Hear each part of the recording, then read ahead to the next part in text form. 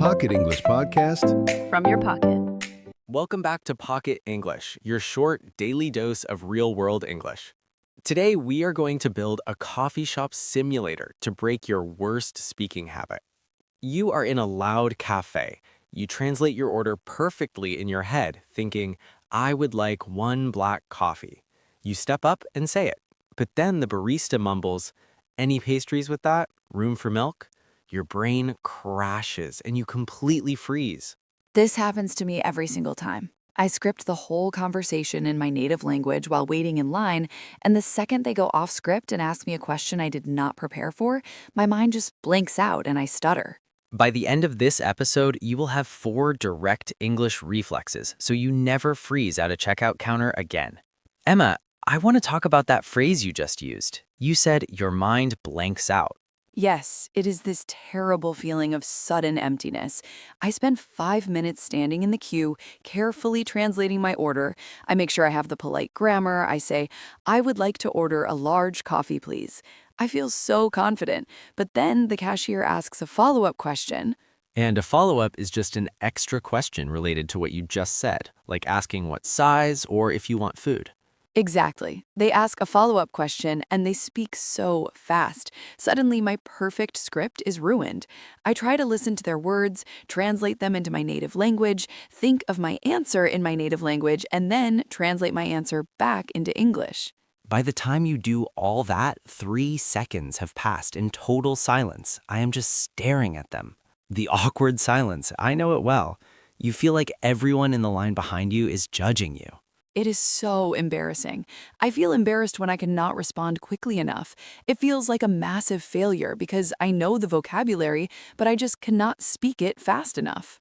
The translation habit builds up because you learned English through translation in school.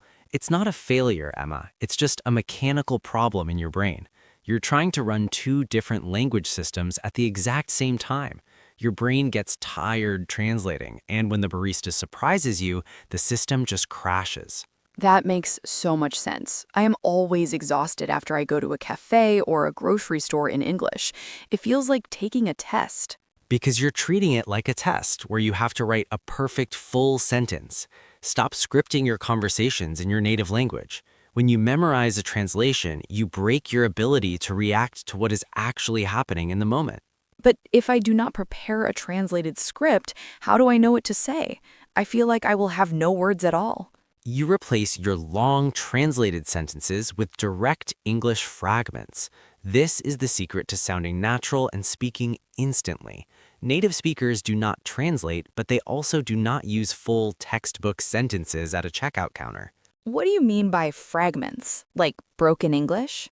Not broken English, it's a natural way of speaking where we drop the pronouns and the verbs because the situation already explains what we mean. Let me give you an example. How do you normally say you want to drink your coffee inside the cafe? I would probably translate something like, I would like my coffee to be for here, please. That is a translation-heavy style. It's 11 words long. It takes a lot of brain power to build that sentence perfectly. A native speaker just says, for here, please, 3 words. Wait, so I do not need to say, I would like it to be? I can just cut all of that out? You can cut all of it out. That is faster and more natural than translating perfectly. We call these direct reflexes. You pair a physical location, like a coffee shop, with a tiny English chunk. You do not pass it through your native language at all. You just hear the question and you fire back the fragment. I love that. It feels like you are giving me permission to speak less. That's exactly what I'm doing. Speaking less means you can speak faster. It removes the pressure of having perfect grammar in real time. Do you want to try it? I am a little nervous, but yes, let's try. We're going to build a simulator right now. I'm going to play the role of the fast-talking barista. I'm going to ask you unexpected follow-up questions. Emma, you cannot use your native language. You cannot use the words I or want. You can only answer with a 2 or 3 word fragment. Okay, no translating, just short fragments. I'm ready. And for everyone listening to us right now, I want you to play along. When I ask the question, I want you to shout out the short English fragment wherever you are before Emma has a chance to answer. See if you can beat her. Here we go. Welcome to the cafe. What can I get for you? A large coffee, please. Great. For here or to go? To go, please. See, that was instant. How did that feel? That was so fast. I did not even think about my native language. I just heard to go and I repeated it back. That is a direct reflex. You did not build a sentence, you just reacted. Let us make it a little harder.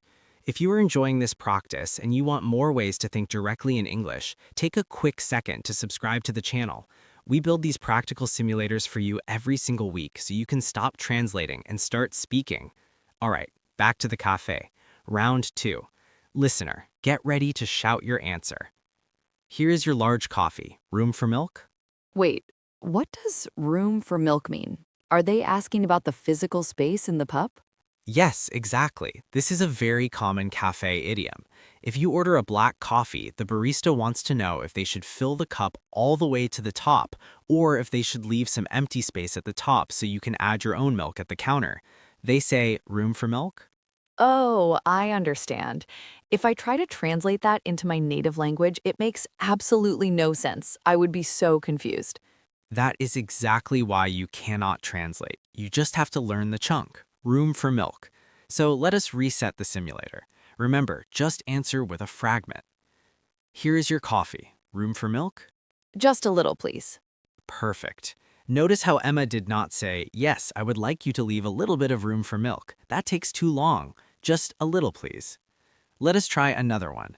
Listener, try to answer before Emma does. Room for milk?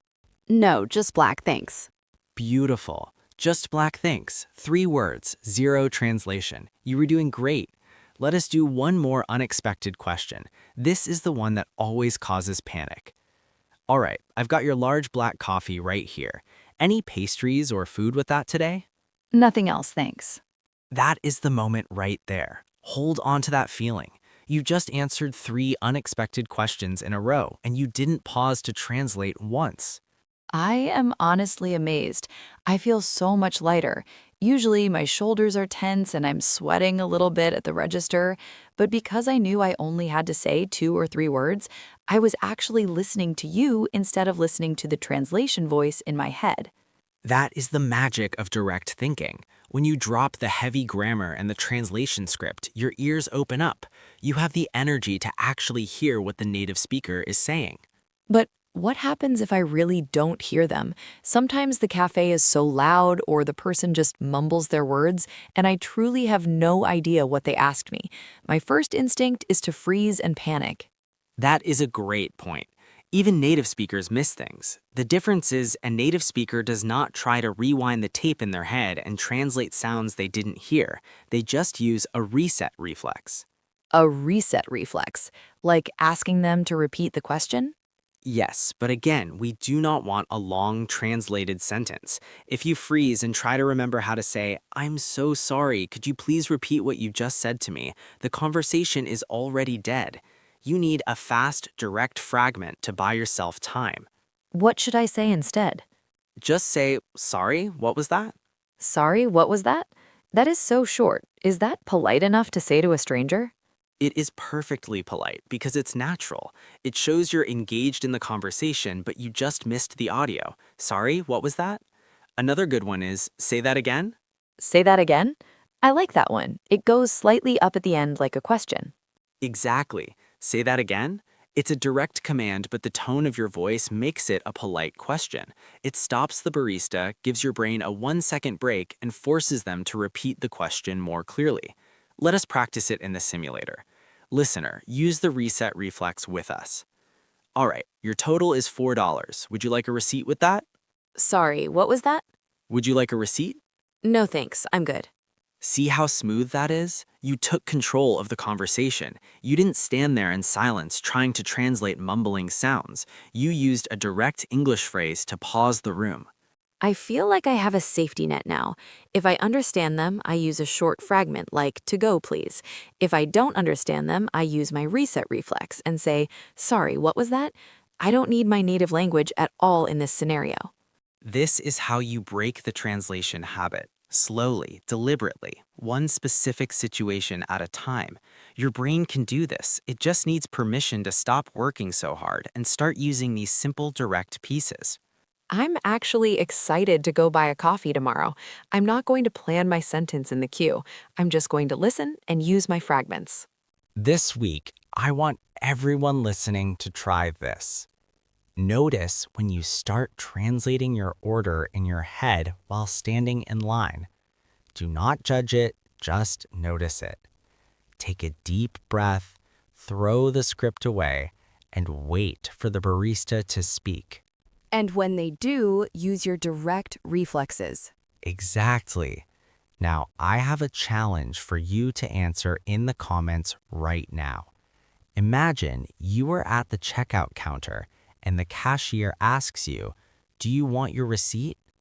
I want you to write your direct English response in the comments below, but you cannot use the word I and you cannot use the word want. Give me your best 2 or 3 word fragment. I cannot wait to read these. Writing it down is the best way to internalize the reflex so it is ready for you tomorrow.